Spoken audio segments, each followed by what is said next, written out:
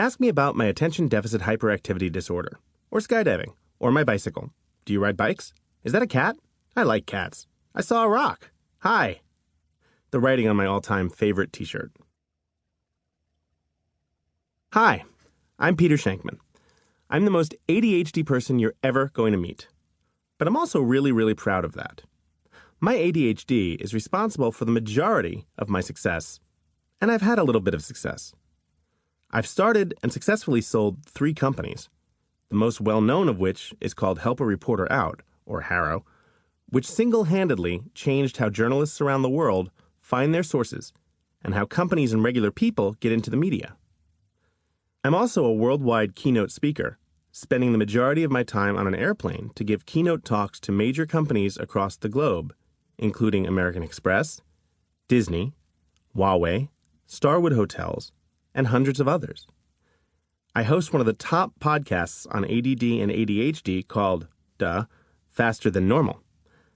I run an online entrepreneurial community of more than 300 people called Shankman.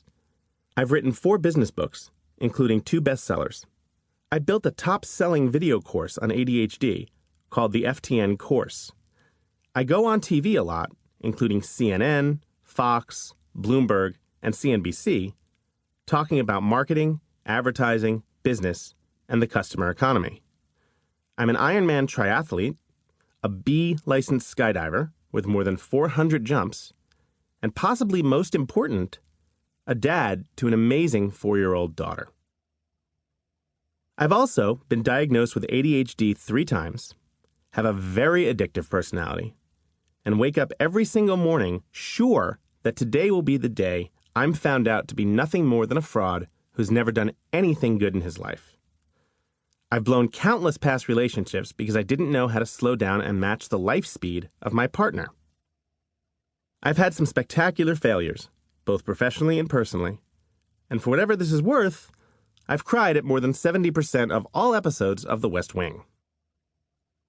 Needless to say, an introduction like that doesn't get me very many matches at speed dating events. While you're listening to this book, listen out for the word squirrel. Why? Because I get it. I'm ADHD. Because sitting through 60,000 words can, at times, make us want to do anything else. Again, I get it. That's why I'm going to use the term squirrel. When you see squirrel, it means that I'm saying something even more useful than everything else. It'll be something small. It'll be something tweetable or great for posting on Facebook. It'll be something you want to highlight and share with people.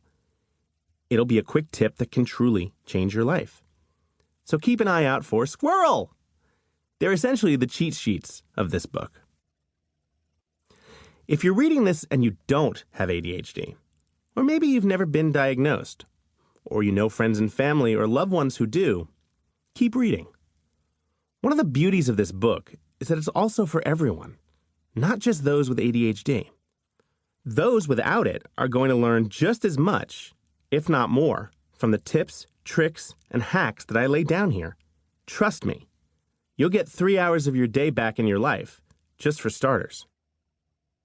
If you do have ADHD, though, some of the stories here will be incredibly familiar to you. I have no doubt. Like sitting in my dorm room at Boston University 2 days into my freshman year, asking myself why I simply couldn't shut up every once in a while. Because I'd just blurted out something that I thought was funny, but no one else in the room did, and I was sure I'd just blown the next 4 years of my social life. Or perhaps the frequent trips to the principal's office in grade school, where one of my parents would come collect me after school, and each meeting would start with, "If he only applied himself." Maybe you might relate to the constant, "What the hell is wrong with you?" looks that I would get every time I had a new, or in my mind anyway, amazing idea, after I presented it to my bosses, or even to people who I thought loved me. Definitely one of the reasons I went out on my own professionally, that's for sure. During my time researching this book and doing all of the homework for it, I've run into countless similar stories from people I've met, those who I've interviewed on the podcast, and others who have emailed me out of the blue to say, I can relate. Do any of these scenarios make sense to you? After getting a note from the dean of students in my son's bag 6 times in 2 weeks, I called the dean up and asked him point blank, "Can you tell me if there is anything my son is doing right lately?" If I get into the office super early and work before anyone else shows up, I'm so much more productive. The second the office fills with people, it's like my brain shuts down and I start spacing out. I finally had to explain to my boss that I needed a half hour in the middle of the day to go exercise, or I'd be useless to him for the remainder of the day. Once I got that, and he understood why, my productivity went through the roof, and I've been named Employee of the Month 3 times in the past 4 months. In fact, I hate that term, diagnosed. You get diagnosed with a disease that can hurt you, one that can kill you. You don't get diagnosed for good things. No one has ever been diagnosed as a lottery winner, or diagnosed as stunning enough to win a beauty pageant. So the first rule here is this. You're never allowed to say diagnosed with ADHD again, because ADHD is not a negative. Say it with me. ADHD is not a negative. Quite the opposite. You're gifted with a brain that's faster than normal. And in this book, we're going to learn how to operate it to its maximum potential. It's going to be awesome.